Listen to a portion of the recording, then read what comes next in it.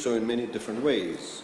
We have families watching the stream live on the Fijian government Facebook page and on the Parliament Live website. We have some watching from their home with their families on television, many on the new Walesi platform. And we even have some who are streaming their address live on their smartphones as we just rolled out the Walesi mobile application this week, putting all of the Walesi channels, FBC, Fiji 1, FBC Sports, My TV, Channel 2, FBC Plus, the Parliament channel, and the Hope channel at the fingertips of every Fijian. It was standing in this very spot during last year's budget address where we announced the first budgetary allocation for the nationwide rollout of the Walesi platform. Today, 1 year on, Walesi is available everywhere in Fiji, and now it's also available on every smartphone, bringing crystal clear picture on free-to-air digital television to every Fijian everywhere in the country. Another bold step in the future, Madam Speaker, that began right here last year. Another policy successfully implemented, and Madam Speaker, there are many more to come. Madam Speaker, every one of our budgets has been connected.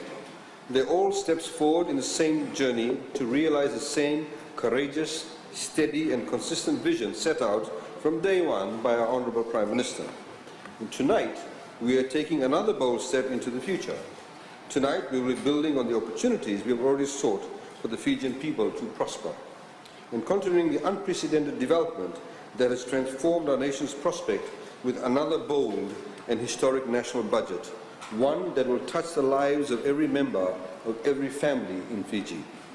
Because what makes this year's budget special, Madam Speaker, is that this budget is built for Fijian families. It is a budget built for every Fijian family, everywhere in Fiji, because all Fijian families matter.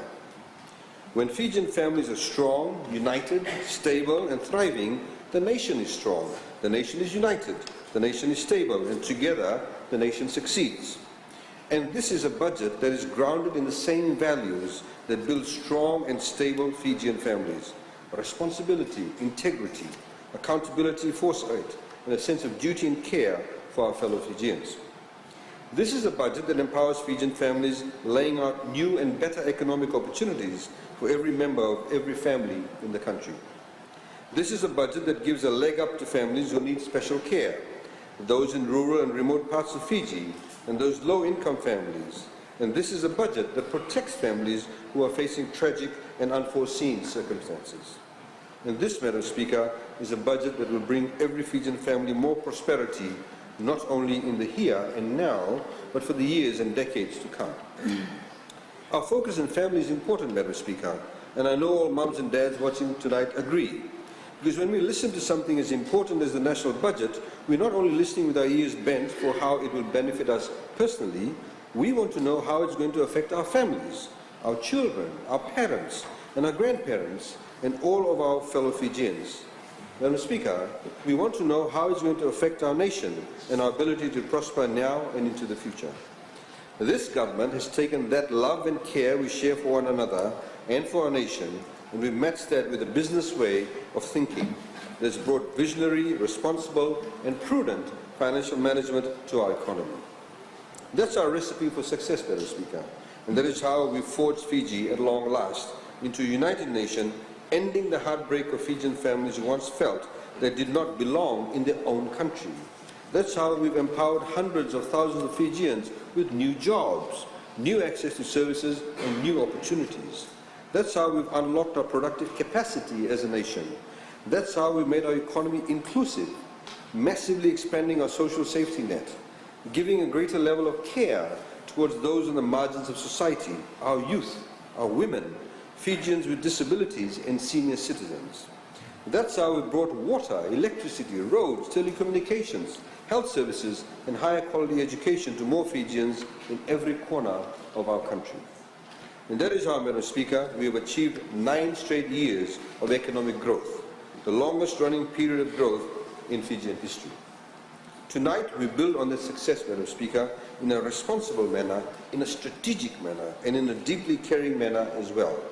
Tonight, we'll see what 9 years of economic growth, 9 years of prosperity, and 9 years of progress have created for Fiji.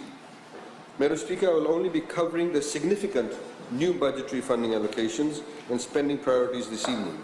You'll all remember the detailed budget kits that were published last year in the Fiji Sun, with the full breakdown of the national budget. That will be happening again in next week's paper. The budget details will also be published on the Ministry of Economy website at www.economy.gov.fj. If you have questions, you can email the Ministry of Economy at budgetconsultation@economy.gov.fj or submit feedback directly to the Ministry of Economy on the new Digital Fiji mobile app available on Google Play Store for Android devices and which will be available on Apple devices very soon. Another new development we'll cover shortly, Madam Speaker.